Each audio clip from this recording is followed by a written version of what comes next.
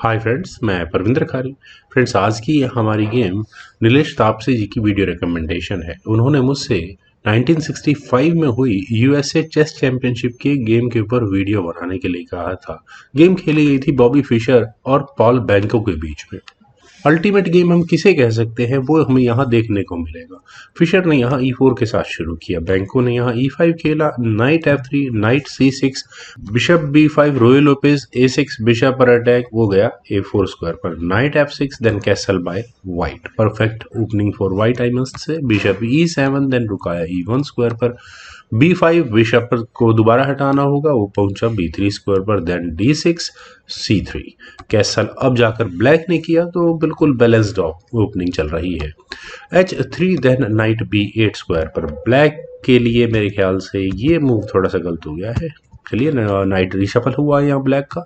D4, then knight eight B goes to D7, वही हुआ। Night H4, और friends night के H4 स्क्वायर पर आने के बाद मतलब यहाँ बिल्कुल भी ऐसा नहीं है कि एक्स्ट्रा पॉन ब्लैक को मिल गया है। रुक ऐसे स्क्वायर पर आ जाएगा जो प्रेशर बनाने के लिए काफ़ी रहेगा इस गेम में, लेकिन यहाँ से आया पहले नाइट B6 का मूव, देन नाइट गया D2 स्क्वायर पर, C5, तो D takes C5, D takes C5, then हुआ नाइट F5, और यहाँ मैं कह सकता हूँ कि position is absolutely equal. Bishop takes F5, E takes F5, otherwise यहाँ फिशर का इरादा इस बिशप को एलिमिनेट करने का लग रहा था। क्वीन गई यहाँ से C7 स्क्वायर पर, देन हुआ G4, और अगले मूव में पॉन पुश लगता तो है ऐसा ही होगा, शायद पॉन बस्ट होने वाला है H6, लेकिन पहले बैंको ने किया H4, देन हुआ C4, बिशप पर अटैक, और बिशप पहुंच गया C2 स्क्वायर पर, देन हुआ नाइट H7, और अभी थोड़ी देर तक सारा गेम का फोकस जरूर यहाँ इस G5 स्क्वायर के इर्द गिर्द रहने वाला है। नाइट F3, देन हुआ F6, नाइट D2, वापस नाइट क्यों आया है? वेल, रुकटे गोज टू D8, यहाँ बैंको ने इसी नाइट को पिन कर दिया है। आई मस्ट से व्हाइट को अपने नाइट को यहाँ इस D4 स्क्वायर पर पहले ही लेकर जाना चाहिए था, नहीं तो ये रिशफल नहीं करना पड़ता।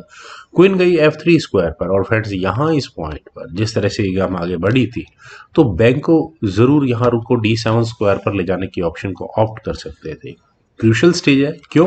क्योंकि सारा गेम का दारोमदार यहाँ इस G फाइल में आने वाला है, पूरा फोकस इसी G5 स्क्वायर पर ही रहने वाला है। मतलब G फाइल जरूर यहाँ थोड़ी देर में सेमी ओपन या G7 स्क्वायर पॉन पर ज्यादा अटैक बनेगा, तो रुक D7 वॉज बेटर, लेकिन H5 होने के बाद जो फिशर को यहाँ चाहिए था वो ने यहाँ मिल गया है। G टेक्स H5, नाइट आया D5 स्क्वायर पर, देन नाइट E4, और यहाँ से अब ये नाइट किधर जाने का इरादा है इसका? Well, knight F4 from black side, कम से कम अब यहाँ ये क्वीन कहाँ जाएगी? G4 स्क्वायर पर देखते हैं। बिशप टेक्स F4, पहले ही नाइट एलिमिनेट कर दिया है।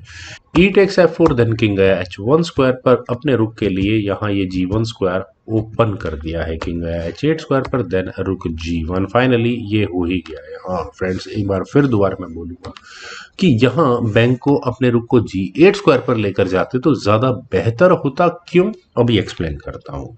यहाँ रुक को F7 स्क्वायर पर ले जाने के बाद हुआ क्या कि व्हाइट अपने गेम प्लान के साथ आगे बढ़ता है। रुक पहुंचा G6 स्क्वायर पर, बिशप आया D6 स्क्वायर पर, नो यूज, रुक एट गोज टू G1, रुक्स की बैटरी फाइनली तैयार कर ही ली है, और व्हाइट का सिंपल इरादा है इस H पॉन को आगे पुश करके पूरा गेम का दारोमदार यहाँ G7 G8 स्क्वायर तक पहुंच जाना। तो बैंको ने डिसाइड किया कि ठीक है, वो G7 पॉन का डिफेंस करेंगे अपने बिशप को F8 स्क्वायर पर ले जाकर, लेकिन H6, और ऑब्वियस है G टेक्स H6 का सीधा सा सिर्फ एक ही मतलब होता है, रुक G8 चेक, और यहाँ ये मेट।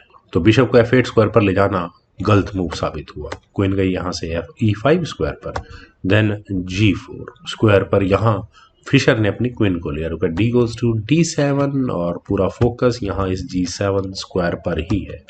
F3, और जिस तरह का स्टेज सेट है यहाँ ब्लैक को कोई भी कॉम्प्रोमाइज नहीं करना चाहिए था G7 स्क्वायर पॉन की सिक्योरिटी से।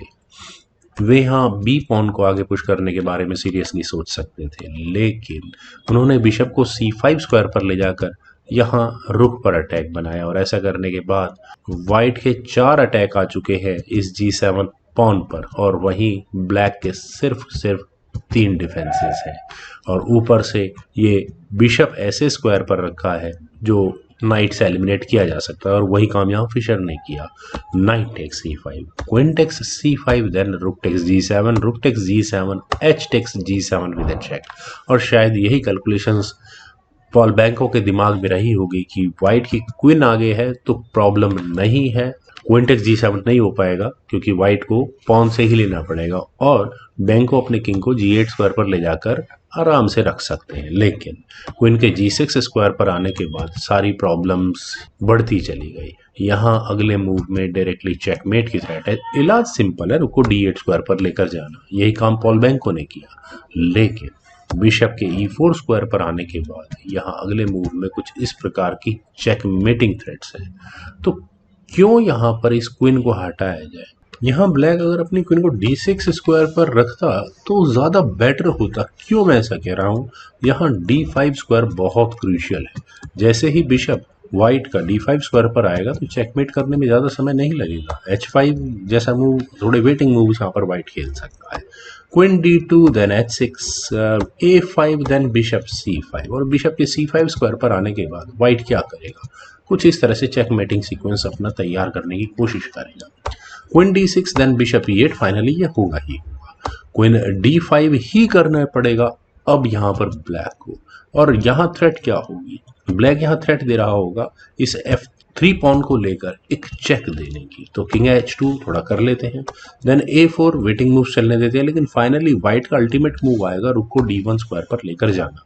और यहाँ क्वीन अब किसी भी तरह से इस D5 स्क्वायर, इसका मतलब F7 स्क्वायर का डिफेंस नहीं कर पाएगी। खैर, अगर वो हुआ होता तो गेम कुछ अलग तरीके से आगे बढ़ती। लेकिन जैसे ही बैंको ने अपनी क्वीन को C8 स्क्वायर पर प्लेस किया उसके बाद पॉल बैंको को रिजाइन करना पड़ गया। और फ्रेंड्स, मैं चाहूंगा कि आप इस वीडियो को पॉज करके जरा उस मूव को ढूंढने की कोशिश करें जिसके बाद यहाँ बैंको को गेम छोड़नी पड़ी।